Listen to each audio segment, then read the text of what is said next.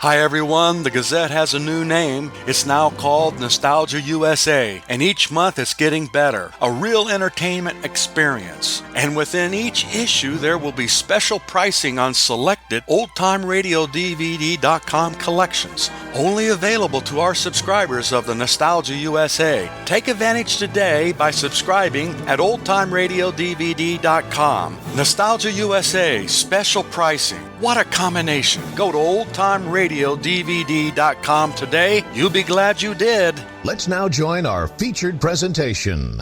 The Rise and Fall of the Confederate Government by Jefferson Davis. Chapter 6. Agitation continued. Political parties, their origin, changes, and modifications. Some account of the popular sovereignty or non-intervention theory. Rupture of the Democratic Party. The John Brown raid. Resolutions introduced by the author into the Senate on the relations of the States, the Federal Government, and the Territories, their discussion and adoption. The strife in Kansas and the agitation of the territorial question in Congress and throughout the country continued during nearly the whole of Mr. Buchanan's administration, finally culminating in a disruption of the Union.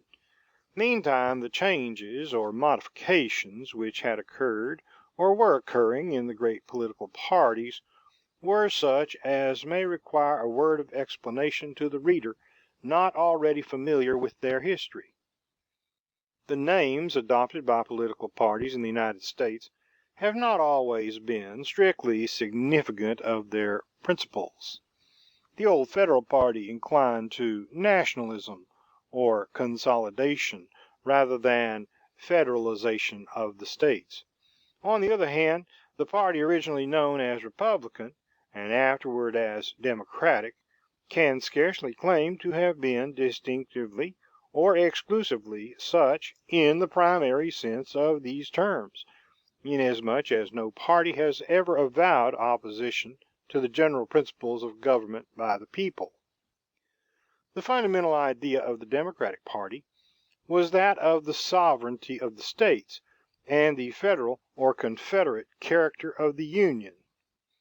Other elements have entered into its organization at different periods, but this has been the vital, cardinal, and abiding principle on which its existence has been perpetuated. The Whig, which succeeded the old Federal party, though by no means identical with it, was in the main favorable to a strong central government, therein antagonizing the transatlantic traditions connected with its name. The Know-Nothing, or American party, which sprang into existence on the decadence of the Whig organization, based upon opposition to the alleged overgrowth of the political influence of naturalized foreigners and of the Roman Catholic Church, had but a brief duration, and after the presidential election of 1856 declined as rapidly as it had arisen. At the period to which this narrative has advanced, the Free Soil, which had now assumed the title of Republican party, had grown to a magnitude which threatened speedily to obtain entire control of the government. Based, as has been shown, upon sectional rivalry and opposition to the growth of the Southern equality with the Northern states of the Union, it had absorbed within itself not only the abolitionists, who were avowedly agitating for the destruction of the system of Negro servitude, but other diverse and heterogeneous elements of opposition to the Democratic party. In the presidential election of 1856, their candidates, Fremont and Dayton, had received 114 of a total of 296 electoral votes, representing a popular vote of 1,341,264 in a total of 4,053,967.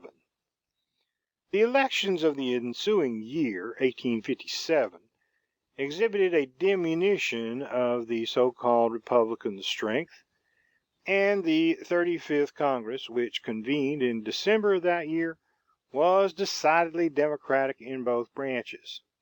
In the course of the next 2 years, however, the Kansas agitation, and another cause to be presently noticed, had so swollen the ranks of the so-called Republicans that in the House of Representatives of the 36th Congress, which met in December 1859, neither party had a decided majority, the balance of power being held by a few members still adhering to the virtually extinct Whig and American or Know-Nothing organizations, and a still smaller number whose position was doubtful or irregular. More than 8 weeks were spent in the election of a Speaker, and a so-called Republican, Mr. Pennington of New Jersey, was finally elected by a majority of 1 vote. The Senate continued to be decidedly Democratic, though with an increase of the so-called Republican minority. The cause above alluded to as contributing to the rapid growth of the so-called Republican Party after the elections of the year 1857 was the dissension among the Democrats occasioned by the introduction of the doctrine called by its inventors and advocates popular sovereignty or non-intervention, but more generally and more accurately known as squatter sovereignty. Its character has already been concisely stated in the preceding chapter. Its origin is generally attributed to General Cass, who is supposed to have suggested it in some general expressions of his celebrated Nicholson letter, written in December 1847. On the 16th and 17th of May, 1860, it became necessary for me, in a debate in the Senate, to review that letter of Mr. Cass. From my remarks then made, the following extract is taken. Quote, "The Senator, Mr. Douglas, might have remembered, if he had chosen to recollect so unimportant a thing, that once I had to explain to him 10 years ago the fact that I repudiated the doctrine of that letter at the time it was published, and that the democracy of Mississippi had well nigh crucified me for the construction which I placed on it. There were men mean enough to suspect that the construction I gave to the Nicholson letter was prompted by the confidence and affection I felt for General Taylor. At a subsequent period, however, Mr. Cass thoroughly reviewed it. He uttered, for him, very harsh language against all who had doubted the true construction of his letter, and he construed it just as I had done during the canvass of 1848. It remains only to add that I supported Mr. Cass, not because of the doctrine of the Nicholson letter, but in despite of it, because I believed a Democratic president, with a Democratic cabinet and Democratic counselors in the 2 houses of Congress, and he as honest a man as I believed Mr. Cass to be, would be a safer reliance than his opponent, who personally possessed my confidence as much as any man living, but who was of, and must draw his advisers from, a party the tenets of which I believed to be opposed to the interest of the country, as they were to all my political convictions. I little thought at that time that my advocacy of Mr. Cass upon such grounds as these, or his support by the State of which I am a citizen, would at any future day be quoted as an endorsement of the opinions contained in the Nicholson letter, as those opinions were afterward defined. But it is not only upon this letter, but equally upon the resolutions of the convention as constructive of that letter, that the Senator rested his argument.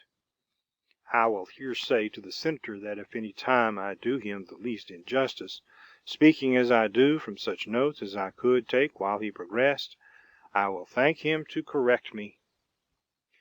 But this letter entered into the canvass. There was a doubt about its construction. There were men who asserted that they had positive authority for saying that it meant that the people of a territory could only exclude slavery when the territory should form a constitution and be admitted as a state.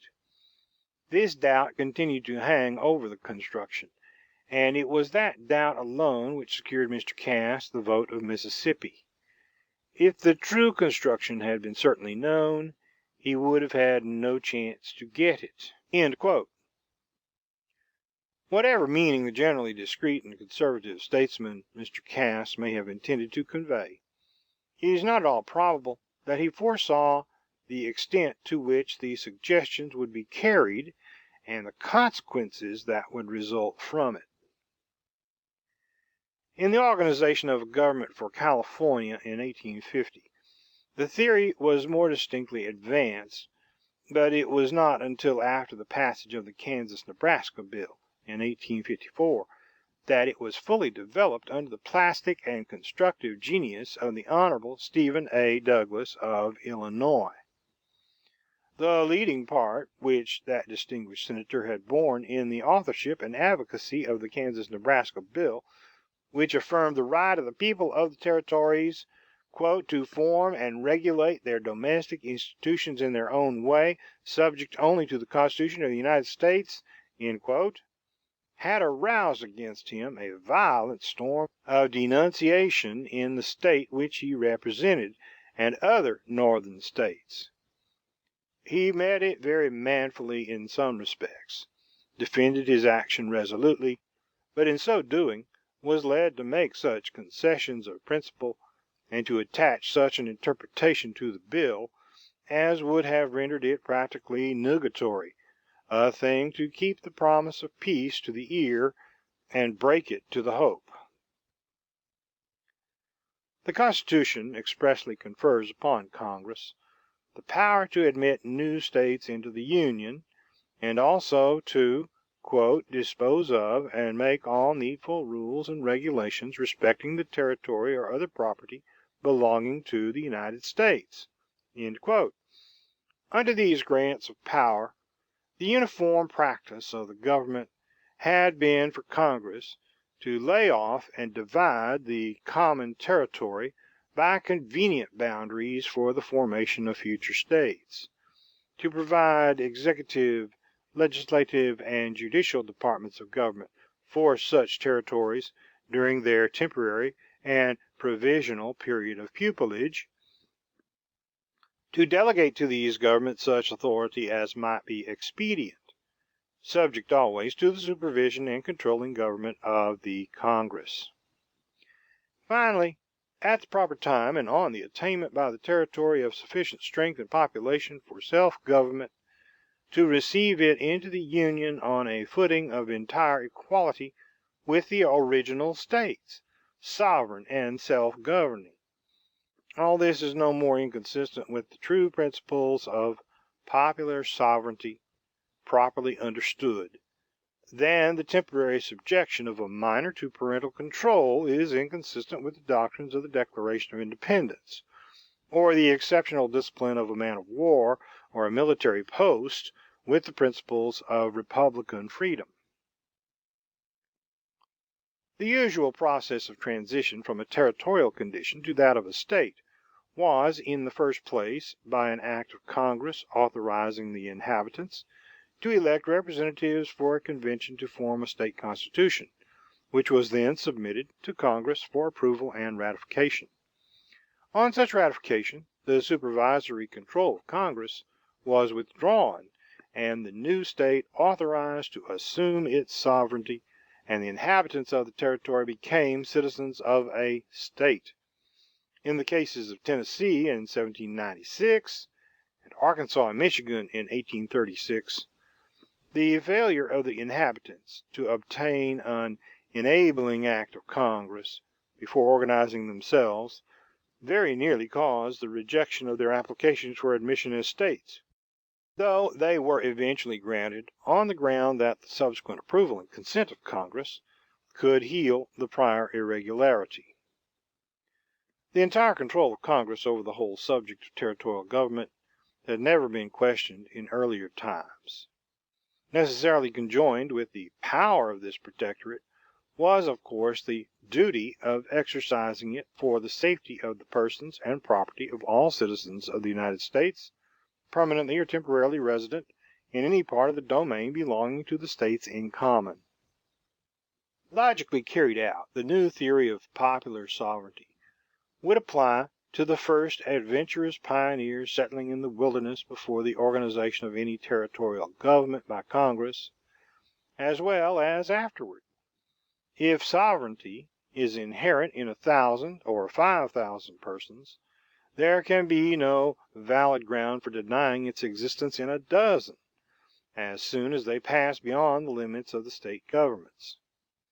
The advocates of this novel doctrine, however, if rightly understood, generally disavowed any claim to its application prior to the organization of a territorial government.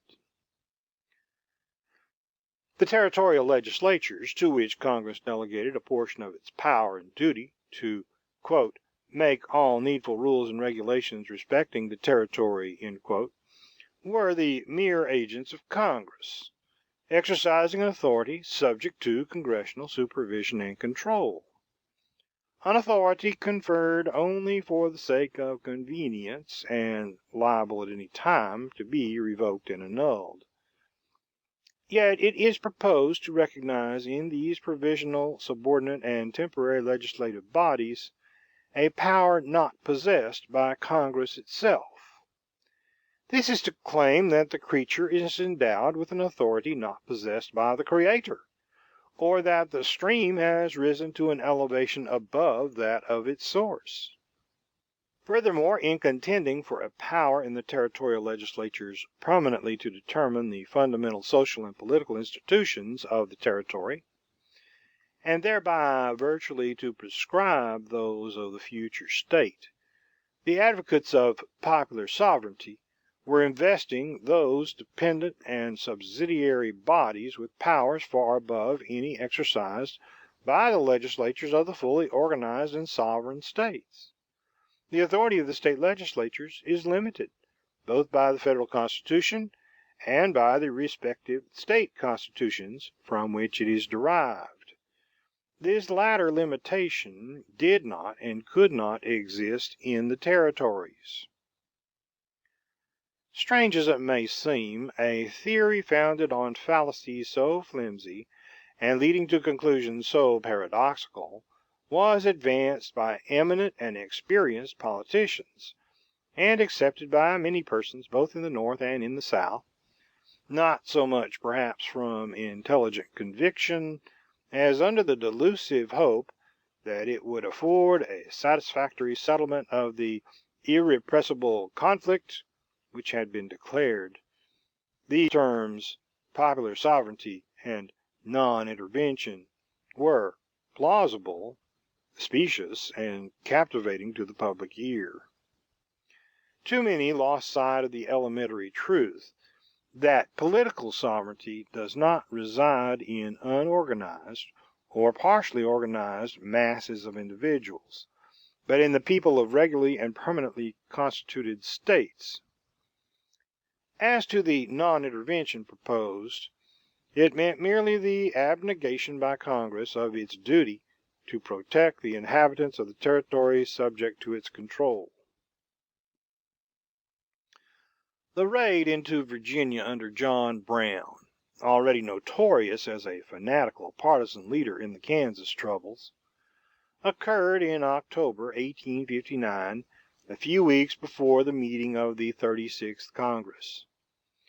Insignificant in itself and in its immediate results, it afforded a startling revelation of the extent to which sectional hatred and political fanaticism had blinded the conscience of a class of persons in certain states of the Union, forming a party steadily growing stronger in numbers as well as in activity. Sympathy with its purposes or methods was earnestly disclaimed by the representatives of all parties in Congress, but it was charged, on the other hand, that it was only the natural outgrowth of doctrines and sentiments which for some years had been freely avowed on the floors of both houses. A committee of the Senate made a long and laborious investigation of the facts, with no very important or satisfactory results.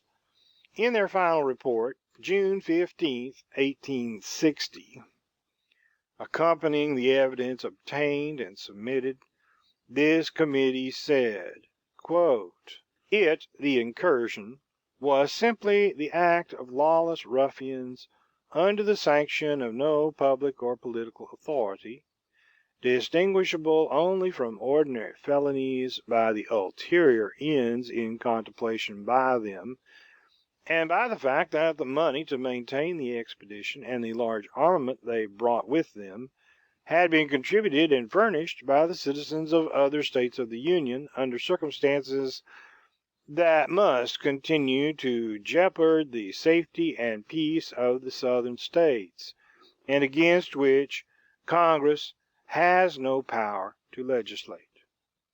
If the several states, adds the committee, whether from motives of policy or desire to preserve the peace of the Union, if not from fraternal feeling, do not hold it incumbent on them, after the experience of the country, to guard in future by appropriate legislation against occurrences similar to the one here inquired into, the committee can find no guarantee elsewhere for the security of peace between the states of the Union.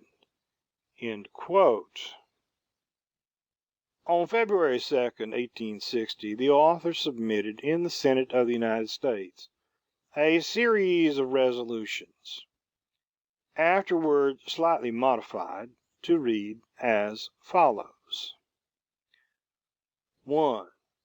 Resolved that in the adoption of the Federal Constitution, the States, adopting the same, acted severally as free and independent sovereignties, delegating a portion of their powers to be exercised by the Federal Government for the increased security of each against dangers, domestic as well as foreign, and that any intermeddling by any one or more states, or by a combination of their citizens, with the domestic institutions of the others, on any pretext whatever, political, moral, or religious, with the view to their disturbance or subversion, is in violation of the Constitution, insulting to the states so interfered with, endangers their domestic peace and tranquillity, objects for which the Constitution was formed, and by necessary consequence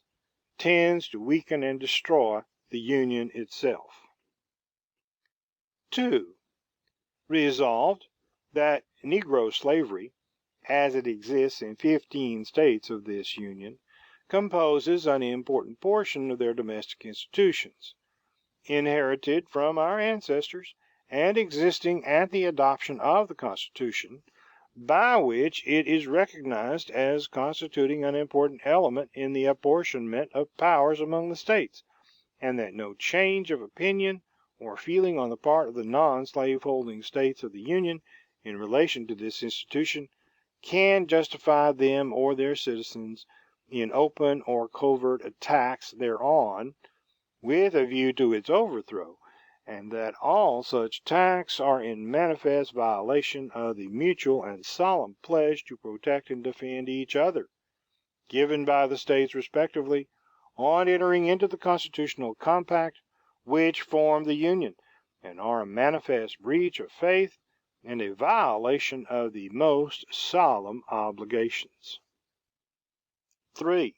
Resolved, that the union of these states rests on the equality of rights and privileges among its members, and that it is especially the duty of the Senate, which represents the states in their sovereign capacity, to resist all attempts to discriminate either in relation to persons or property in the territories which are the common possessions of the United States, so as to give advantages to the citizens of one state which are not equally assured to those of every other state.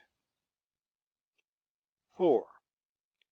Resolved, that neither Congress nor a territorial legislature, whether by direct legislation or legislation of an indirect and unfriendly character, possesses power to annul or impair the constitutional right of any citizen of the United States to take his slave property into the common territories, and there hold and enjoy the same while the territorial condition remains. 5. Resolved, that if experience should at any time prove that the judiciary and executive authority do not possess means to insure adequate protection to the constitutional rights in a territory, and if the territorial government shall fail or refuse to provide the necessary remedies for that purpose, it will be the duty of Congress to supply such deficiency. Footnote 14.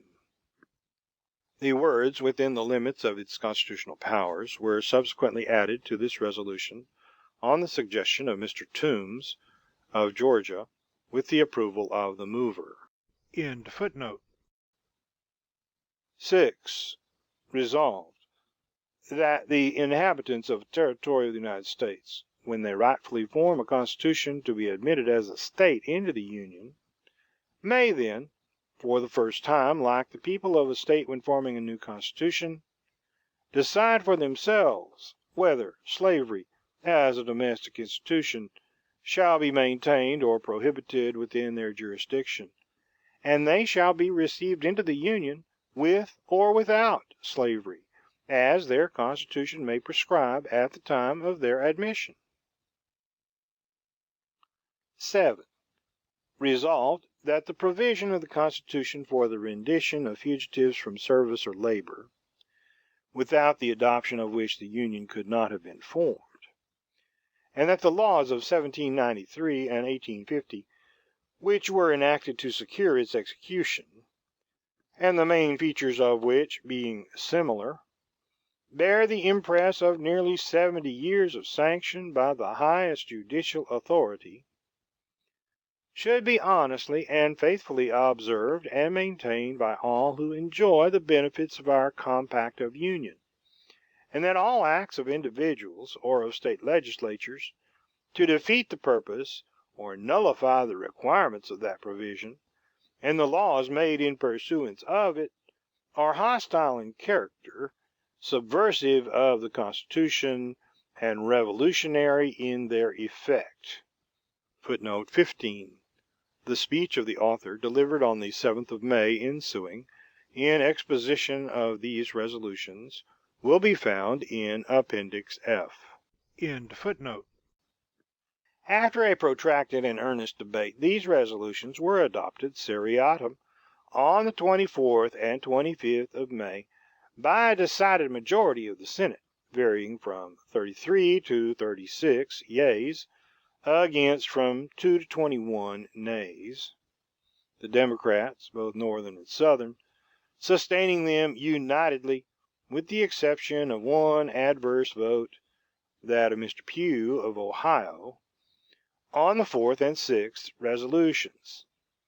The Republicans all voted against them, or refrained from voting at all, except that Mr. Teniek of New Jersey voted for the 5th and 7th of the series. Mr. Douglas, the leader if not the author of Popular Sovereignty, was absent on account of illness, and there were a few other absentees. The conclusion of a speech in reply to Mr. Douglas, a few days before the vote was taken on these resolutions, is introduced here as the best evidence of the position of the author at that period of excitement and agitation. Conclusion of reply to Mr. Douglas, May 17, 1860. Mr. President, I briefly and reluctantly referred, because the subject had been introduced, to the attitude of Mississippi on a former occasion.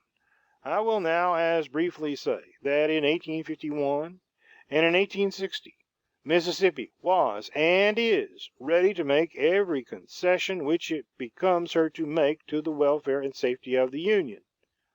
If on the former occasion she hoped too much from fraternity The responsibility for her disappointment rests upon those who failed to fulfill her expectations. She still clings to the government as her fathers formed it. She is ready today and tomorrow, as in her past, and though brief yet brilliant history, to maintain that government in all its power, and to vindicate its honor with all the means she possesses. I say brilliant history, for it is in the very morning of her existence that her sons, on the plains of New Orleans, were announced in general orders to have been the admiration of one army and the wonder of the other. That we had a division in relation to the measures enacted in 1850 is true, that the Southern Rights men became the minority in the election which resulted is true, but no figure of speech could warrant the senator in speaking of them as subdued, as coming to him or anybody else for quarter. I deemed it offensive when it was uttered, and the scorn with which I repelled it at the instant, time has only softened to contempt. Our flag was never borne from the field. We had carried it in the face of defeat, with a knowledge that defeat awaited it, but scarcely had the smoke of the battle passed away which proclaimed another victor, before the general voice admitted that the field again was ours. I have not seen a sagacious, reflecting man, who was cognizant of the events as they transpired at the time, who does not say that, within 2 weeks after the election, our party was in a majority, and the next election which occurred showed that we possessed the state beyond controversy. How we have wielded that power it is not for me to say. I trust others may see forbearance in our conduct, that with a determination to insist upon our constitutional rights, then and now, there is an unwavering desire to maintain the government and to uphold the Democratic party. We believe now, as we have asserted on former occasions, that the best hope for the perpetuity of our institutions depends on the cooperation, the harmony, the zealous action of the Democratic party. We cling to that party from conviction that its principles and its aims are those of truth and the country, as we cling to the Union for the fulfillment of the purposes for which it was formed. Whenever we shall be taught that the Democratic party is recreant to its principles, whenever we shall learn that it can not be relied upon to maintain the great measures which constitute its vitality, I, for one, shall be ready to leave it. And so, when we declare our tenacious adherence to the Union, it is the Union of the Constitution. If the compact between the States is to be trampled into the dust, if anarchy is to be substituted for the usurpation and consolidation which threatened the government at an earlier period, if the Union is to become powerless for the purposes for which it was established, and we are vainly to appeal to it for protection, then, sir, conscious of the rectitude of our course, the justice of our cause, self-reliant, yet humbly, confidingly, trusting in the arm that guided and protected our fathers, we look beyond the confines of the Union for the maintenance of our rights. An habitual reverence and cherished affection for the government will bind us to it longer than our interest would suggest or require. But he is a poor student of the world's history who does not understand that communities at last must yield to the dictates of their interests, that the affection, the mutual desire for the mutual good, which existed among our fathers, may be weakened in succeeding generations by the denial of right and hostile demonstration, until the equality guaranteed but not secured within the Union may be sought for without it, must be evident to even a careless observer of our race. It is time to be up and doing. There is yet time to remove the causes of dissension and alienation which are now distracting, and have for years past divided the country. If the Senator correctly described me as having at a former period, against my own preferences and opinions, acquiesced in the decision of my party; if when I had youth, when physical vigor gave promise of many days, and the future was painted in the colors of hope, I could thus surrender my own convictions, my own prejudices, and cooperate with my political friends according to their views of the best method of promoting the public good; now, when the years of my future cannot be many, and experience has sobered the hopeful tints of youth's gilding; when, approaching the evening of life, the shadows are reversed, and the mind turns retrospectively, it is not to be supposed that I would abandon, lightly or idly put on trial, the party to which I have steadily adhered. It is rather to be assumed that conservatism, which belongs to the timidity or caution of increasing years, would lead me to cling to be supported by, rather than to cast off, the organization with which I have been so long connected. If I am driven to consider the necessity of separating myself from those old and dear relations, of discarding the accustomed support, under circumstances such as I have described, might not my friends who differ from me pause and inquire whether there is not something involved in it which calls for their careful revision? I desire no divided flag for the Democratic party. Our principles are national; they belong to every State of the Union; and though elections may be lost by their assertion, they constitute the only foundation on which we can maintain power, on which we can again rise to the dignity of the democracy once possessed. Does not the Senator from Illinois see in the sectional character of the vote he received that his opinions are not acceptable to every portion of the country? Footnote 16. In the Democratic convention which had been recently held in Charleston. See the ensuing chapter. End footnote. Is not the fact that the resolutions adopted by 17 States, on which the greatest reliance must be placed for Democratic support, are in opposition to the dogma to which he still clings, a warning that, if he persists and succeeds in forcing his theory upon the Democratic party, its days are numbered? We ask only for the Constitution. We ask of the democracy only from time to time to declare, as current exigencies may indicate, what the Constitution was intended to secure and provide. Our flag bears no new device. Upon its folds our principles are written in living light, all proclaiming the constitutional union, justice, equality, and fraternity of our ocean-bound domain for a limitless future." End of chapter 6.